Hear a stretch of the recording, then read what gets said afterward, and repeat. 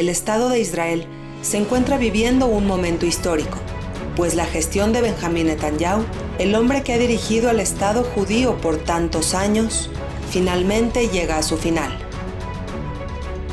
Naftali Bennett será el nuevo primer ministro. Pero ¿cómo se efectúa esta victoria? Y sobre todo, ¿en qué ámbitos de la vida israelí puede verse reflejado este cambio de gobierno? ¿Qué sector de la sociedad está más preocupado y molesto con este cambio?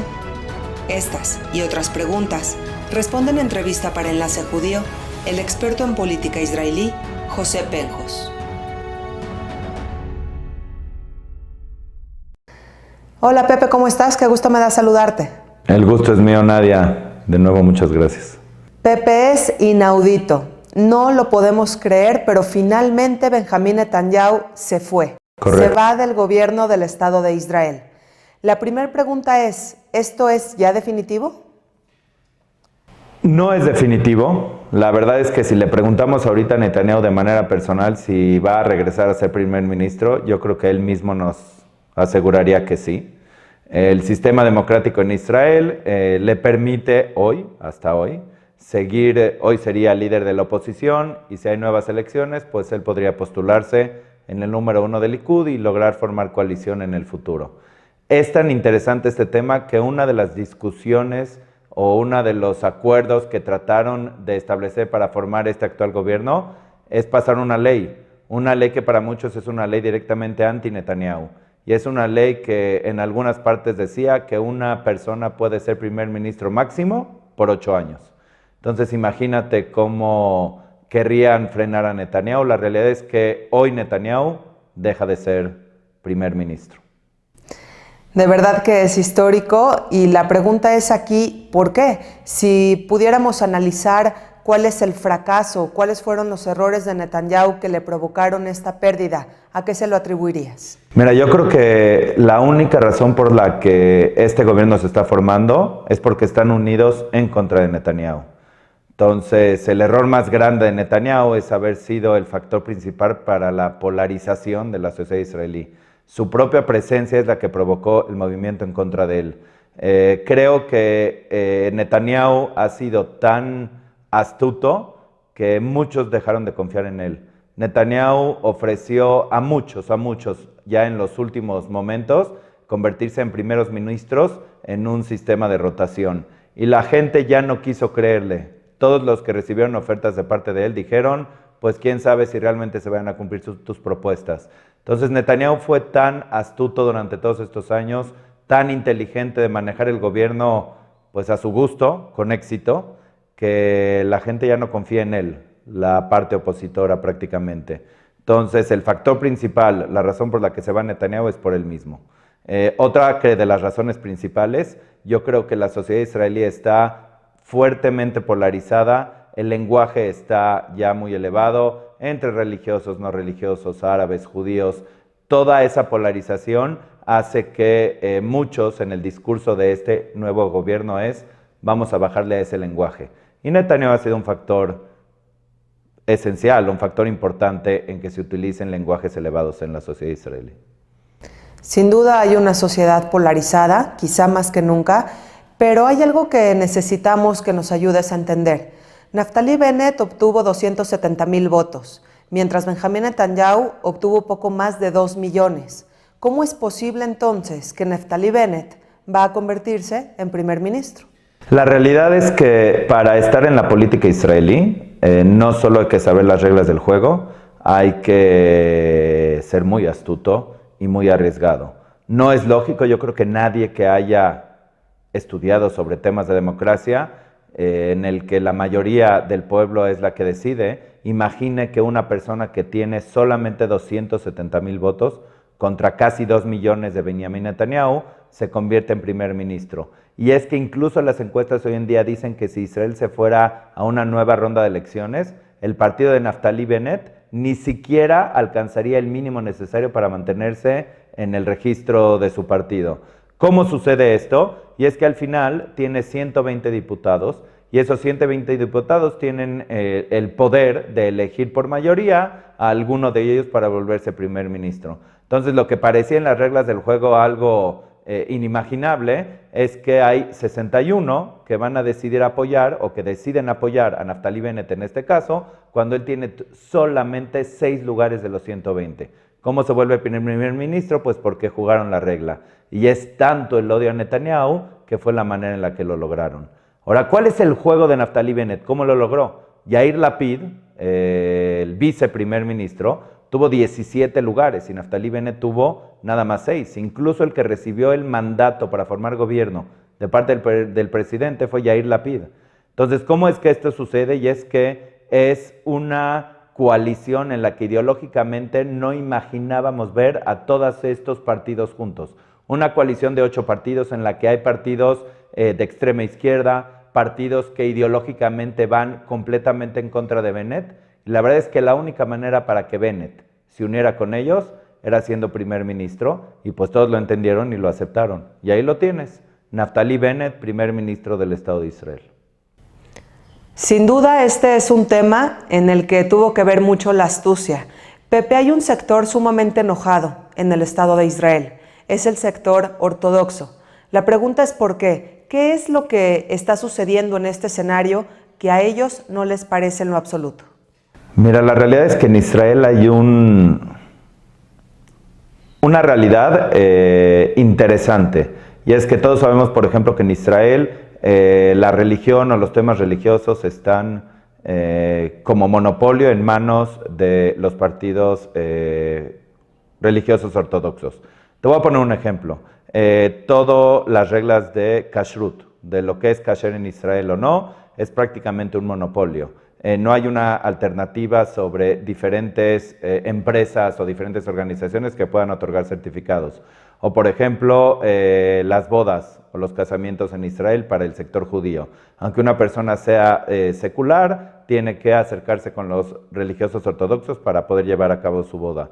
O el tema de entierros, o el tema, y nos vamos a temas más complicados, por ejemplo, el cótel, el muro de los lamentos, donde los rezos son 100% establecidos de acuerdo a las reglas del judaísmo ortodoxo. O por ejemplo, el tema de que los judíos ortodoxos pueden sentarse a estudiar Torah y no hacer servicio militar. Todo esto ha sido pues un trabajo muy cercano con Benjamin Netanyahu. Y de los 8 partidos que están formando hoy coalición con Naftali Bennett, 7 partidos están abogando o quieren cambiar todas estas cosas que te comenté y más. Por ejemplo, les gustaría que hubiera transporte público en Shabbat, en el sábado, que existieran rabinos principales de Israel que no necesariamente sean de la línea ortodoxa, y que hayan casamientos civiles y que se respeten los derechos civiles para parejas del mismo sexo, etcétera, etcétera, etcétera. Para ellos, el hecho de que Naftali Bennett, un judío religioso que utiliza kipá, haya formado coalición con estas personas, les afecta demasiado. Aunque Naftali Bennett ha repetido constantemente que va a gobernar también para los judíos ortodoxos y que su pura presencia representa un veto para todas esas posibles sugerencias que están haciendo todo ese grupo, el hecho de que Naftali Bennett le haya dado lugar y espacio a estos partidos que están en contra del establishment de los judíos ortodoxos, para ellos es muy doloroso. Bennett ha sido llamado a quitarse la kipá, ha sido llamado traidor. Los religiosos han sido la oposición hoy más enojada de lo que está sucediendo.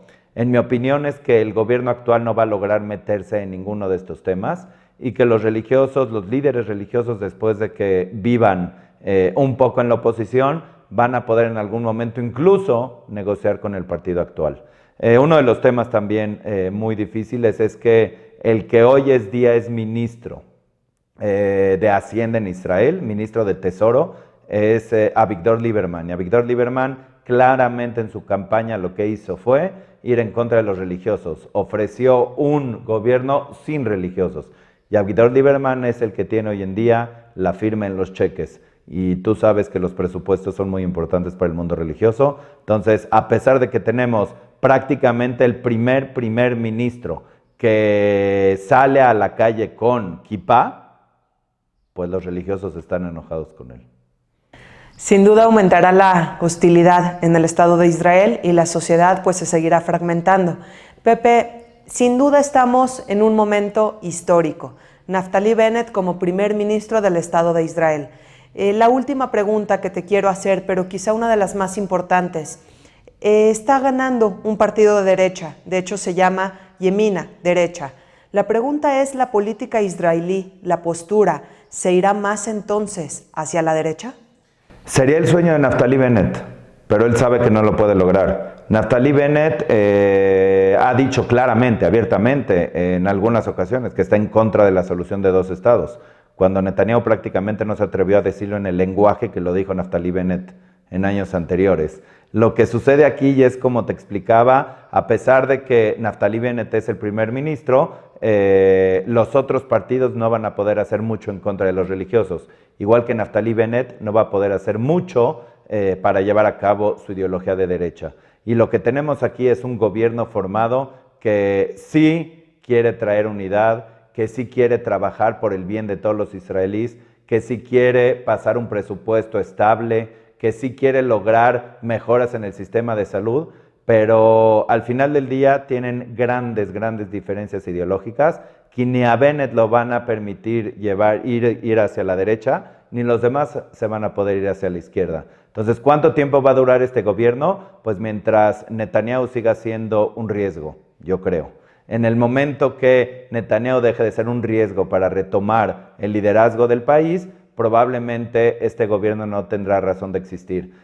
Como dato, tenemos en Israel una Knesset, un parlamento, debería de durar 4 años. Los diputados son elegidos por 4 años. Israel, esta es la Knesset número 24. 24 estaríamos, Israel tiene nada más 73 años. Si fueran 25 Knessets, ya tendríamos prácticamente 100 años de Estado de Israel. Entonces imagínate cómo se caen los parlamentos. Pero no solo eso, sino que cada Knesset debería de formar teóricamente un solo gobierno. En Israel estamos ya en 35 gobiernos. Entonces, de que no estemos ahorita en una quinta ronda de elecciones, no quiere decir que este gobierno puede asegurar su permanencia por los 4 años en los que ha sido jurado. Que es interesante porque los primeros 2 años son de Naftali Bennett y los segundos 2 años son de Yair Lapid. Que Yair Lapid es realmente quien formó este gobierno, Yair Lapid es realmente quien recibió de parte del presidente el mandato para poder formar gobierno. Yair Lapid, una persona de centro izquierda, que le dio a Naftali Bennett la posibilidad de ser primer ministro, no va a permitir que las ideologías de derecha de Bennett puedan llevarse a cabo. Ese va a ser una mancuerna interesante. Hoy en día están casados, están unidos, pero vamos a ver sus discusiones cuando lleguen a temas ideológicos. Lo que será tema, de nuevo, de muchas entrevistas y discusiones. Así es. Pepe, te quiero agradecer mucho esta entrevista. Sin duda, momento histórico. Netanyahu se fue. Bennett está abriendo un nuevo capítulo en la historia de Israel. Y bueno, esperando que sea positivo para toda la sociedad israelí. Lo es.